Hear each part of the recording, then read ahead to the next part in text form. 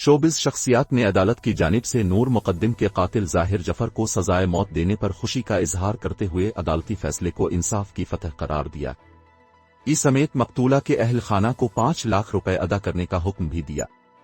अदालत ने दफा 366 कत्ल की गरज से अगवा के तहत मुल्जिम को 10 बरस कैद और 1 लाख रुपए जुर्माने, दफा 342 हब्स बीजा के तहत 1 साल कैद, दफा 376 जिना बिलजब के तहत 25 साल कैद और 2 लाख रुपए जुर्माने की सजा भी सुनाई गई। मजीद बरा कत्ल और दीगर जराइम में एआनत पर फैसले में शरीक मुल्जिमान जान मोहम्मद बागबान और इफ्तिखार चौकीदार को 10 साल कैद की और 1 लाख रुपए जुर्माने की सजा सुनाई गई।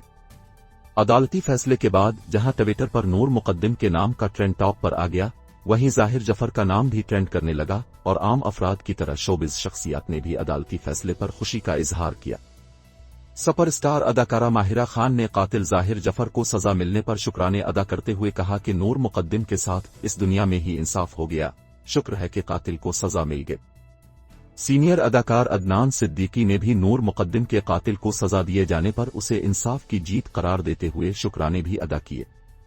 अदनान सिद्दीकी ने ट्वीट में नूर मुकद्दम के अहल खाना के साथ हमदर्दी का इजहार भी किया और उम्मीद का इजहार किया कि अदालती फैसले से मकतूला के रूह को सुकून मिलेगा।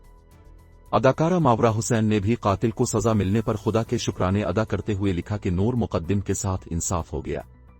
अदाकार उस्मान खालिद बट ने लिखा कि उन्हें मालूम है कि ज़ाहिर जफर के वालिदैन को अदालत ने रहा कर दिया और उन्हें यह भी इल्म है कि कातिल अपनी सजा के खिलाफ अपील भी कर सकते,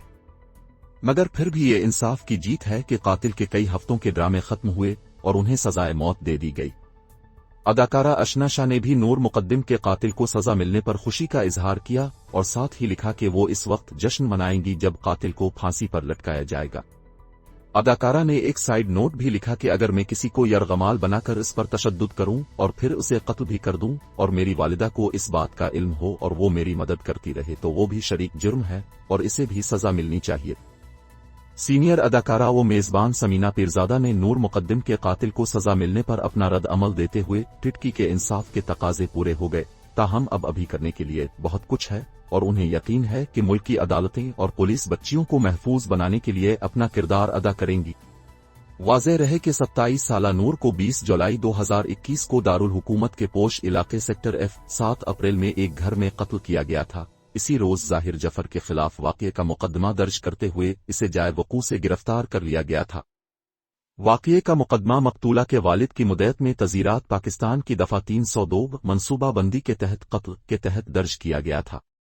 अदालत ने 14 अक्टूबर को ज़ाहिर समेत मुकदमे में नामजद दीगर 11 अफराद पर फर्द जुर्म आयद की थी और मज़कूरा केस की 3 दर्जन के करीब समाअतें हुईं और अदालत ने गुज़िश्ता हफ्ते फैसला महफूज करते हुए इसे 24 फरवरी को सुनाने का ऐलान किया था। अदालत ने 24 फरवरी को फैसला सुनाते हुए ज़ाहिर जफर को कातिल करार देते हुए उन्हें सजाए मौत दी, जिस पर पाकिस्तान भर के अफराद ने इत्मीनान का इजहार किया।